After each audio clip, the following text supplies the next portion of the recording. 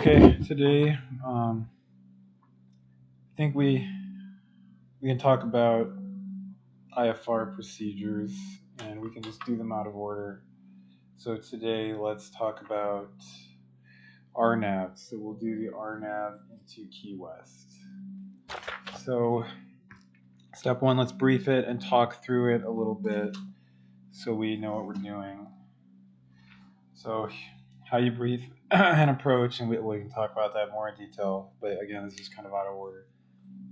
So I say this is the RNAV GPS into runway 9 into Key West Airport. It's a WAS approach, which means we'll have vertical guidance. And the final approach course, here final approach course is 093. Runway length is almost 5,000. Touchdown zone elevation and airport elevation is 3. For missed approach, we'll climb 3,000 direct to Burpee and via 077 track to Goochell and hold. So those are our missed approach instructions. The ATIS is have that dialed in. Approach is not as important in simulators. Unless you're doing VATSIM, there's all your frequencies at the top. Minimum safe altitude in the area is 15,000, and that's because there's that blimp, the radar blimp at the Navy facility over there. And then we can kind of talk about the approach. So this is a classic T approach, and we will be coming in via, we'll do this via Chet's. Let's not get too far away. Yeah, so I just kind of drove us somewhere random. So we'll do this via Chet's, and we need to arrive at Chet's 3,000 or better, which we're at right now. Then we can come down to 1,500, heading 183, and we'll do this all via the autopilot. Just show we can do it by hand later. And then ATNA is one of the initial fixes. Then we will turn 90 degrees again to 093, stay at 1,500, intercept the glide slope somewhere before Busby. Of course, G1000s are WAS equipped, and then we can ride it all the way down. So the Maltese cross there, of course, indicates that's our final approach fix, and we can ride that down all the way to 253 for our LPVs, lateral plus vertical, or lateral precision. That's all the way down to 253, and then we'll bug that as 260 there, just in case. Over here, we're looking for a PAPI on the left side and a displaced runway. So displaced threshold is what that little bow tie here. Airport complex to the left, and there's no timing. So we can call that brief. There's some obstructions on the way into the left, probably towers and things in the area. Now I can plug it in to the GPS here. So right now we're just in heading and alt mode. But here's how we do that. We're going to flight plan, and you can do this in either one. And we're going to click, let's clear out everything that I already had it in there from before.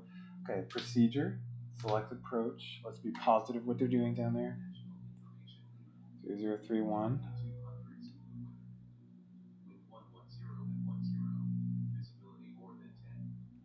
Yeah, so runway 9 basically is still what they're using, so we can get rid of that. And then we can say, yes, runway 9 LPV. And then we'll do it via Chet's like we talked about. Minimums we're going to turn on, and we're going to dial to 260, because remember 253 was our cutoff there. And then I'll hit enter, and then let's just activate it and head straight there.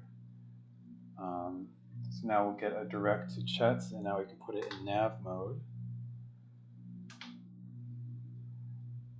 And now it will be flying us to Chet's, and we can wide view.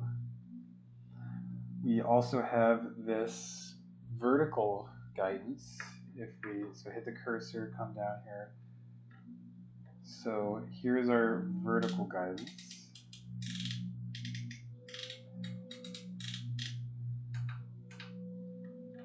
And that will kind of give us times to top of descents and things. Yeah, well, that doesn't always work in X-Plane, but we'll see. Looks like it's not even cooperating now. But crossing Chet's at 3,000 is one of our. Of course, there's no top of descent because we're already at 3,000. And we'll cross Chet's at 3,000, and then we'll start coming down. Always center your heading bug up there, and then we're in good shape with it. We don't need the cowl flaps open.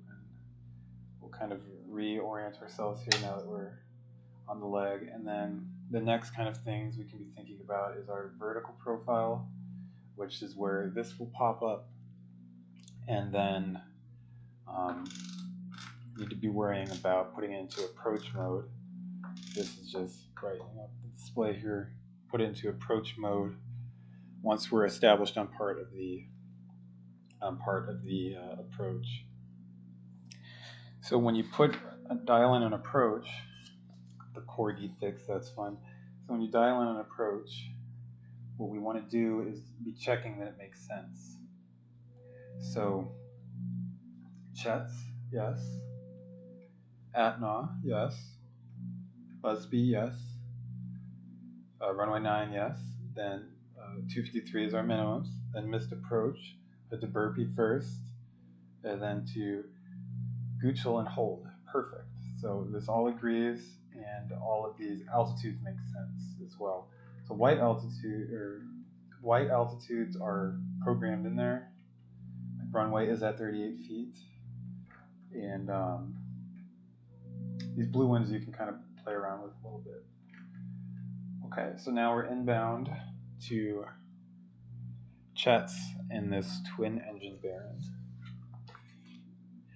Have our strobe and beacon light on, and just like an ILS, so always be thinking ahead. So turn, time, twist, tune, and throttle talk. Even though the autopilot's doing all for us, the turn that we're going to make is to 183, time when don't need a time, twist. The course will automatically adjust to 183 because it's a G1000. Throttle, we need to adjust the throttle to descend down to 1,500. Tune talk, unless we were told to switch over somewhere upon crossing the fix, I don't need to worry about that too much. Okay, so now it's just a matter of over to Chets. And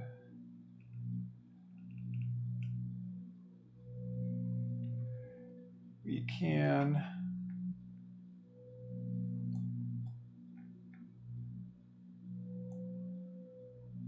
speed it up a bit. Okay. Still kind of over to Chet. Oops. Oh. Chets. Direct to activate. Okay, now we're headed back over to Chets. Try to save some time. It never works out. Okay, we're 51 seconds from Chets, and then we make our next descent.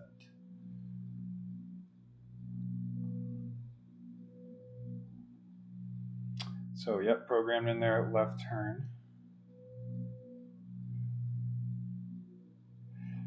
And we can arm approach mode, of course. Okay, now we're headed over. And we can try VPath. Yep, VPath doesn't always work. So we'll just have to throw it in manually. And of course, we're coming down, so we can. And we're looking for 1,500. And we also want to be slowing down because, so Atna, that leg between Atna and Busby is one we're going to anticipate intercepting Clydeslope. What do we want to bug here? So it's yellow because we're leaving. We want to bug 3,000. Why? Or we want to bug 1,500, but then the next thing we want to bug is 3,000. Because our missed approach will be 3,000, so if we need to go around, that will already be bugged in there. But for now, we'll do 1,500 because that's our next leg here. So we're coming down 1,500, and we're trying to just dissipate some of this energy. I got the VPath and X-plane to work earlier.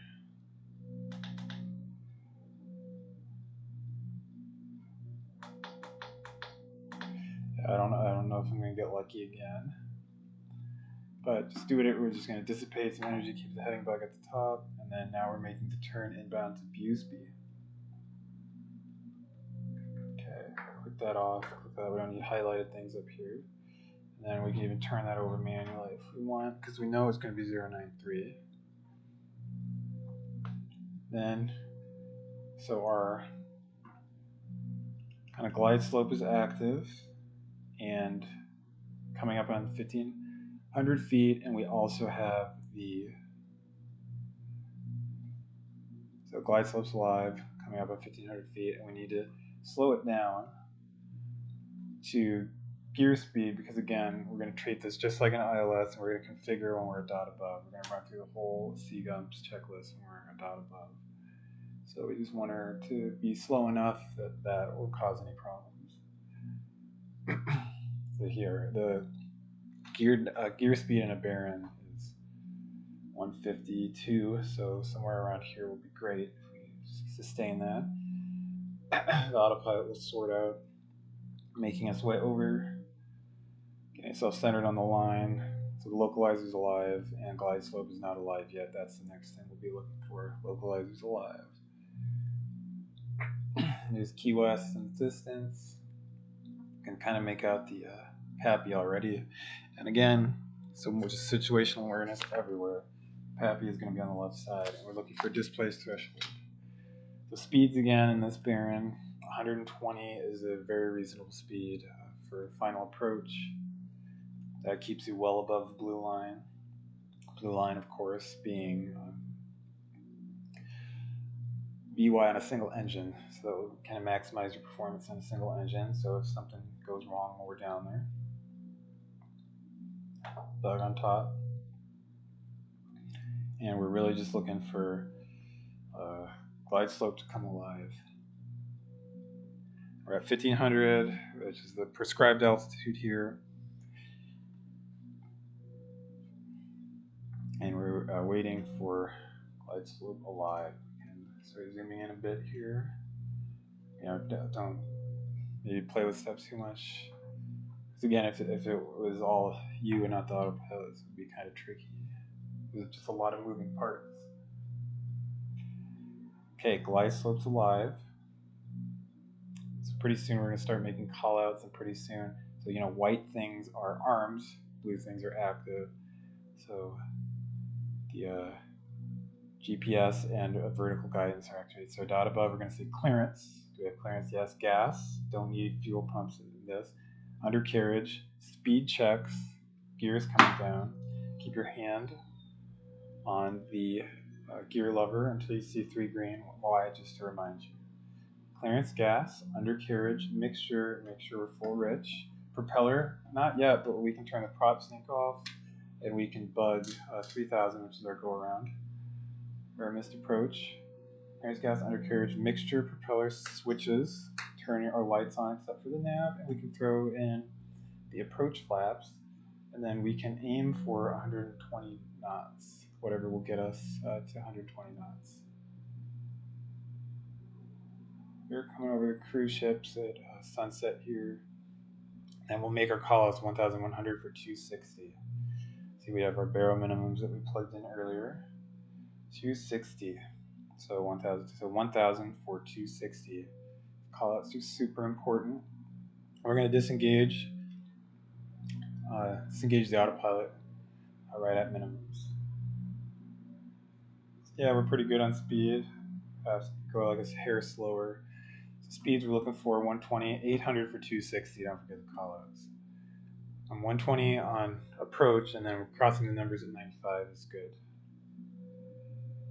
Good in this, but remember they're displaced numbers as well. So once we get to minimums, which in 400 feet, callouts, we will disengage the autopilot, throw in the last bit of flaps, and start slowing to 95, and landing in a simulator is, you know, always not very realistic. So get a good laugh here. So 460 for 260, so 200 to go. Callouts. You have to be like situational, because what if we were still in the clouds? 400 for 260. 100 to minimums. Things are still looking good. Glide slope's good. 3 green, gears down. Prop still on the governor. 40 to go. How do we know prop's still on the governor? That's unchanged. Okay, RPMs. Now we're at there. So we're going to throw autopilot off. We're going to anticipate that balloon from those last notch of flaps. We'll trim or do whatever we need to do. And we want to, let's stay on the glide slope as long as we can. Ride it all the way down. then so that's gonna cost us help us bleed some of the speed, and then we can start pulling the throttle out now. Yeah, we're on the glide slope. Cross the numbers a little fast there. Pull out the throttles all the way. Hear the prop come off the governor, so now we can advance that full forward and then come down just like that.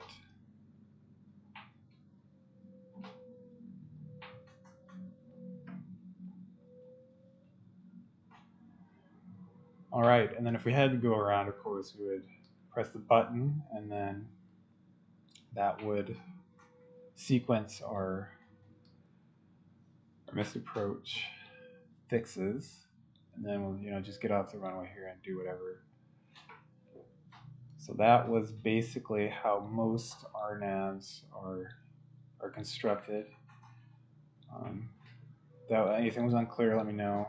Happy to do more of these or do them again. And next time we can tackle. So yeah, cross the numbers, do everything that you're supposed to do. Next time, talk about ILSs or VORs, even though those are very rare. They're still fun to do. All right. Blue skies.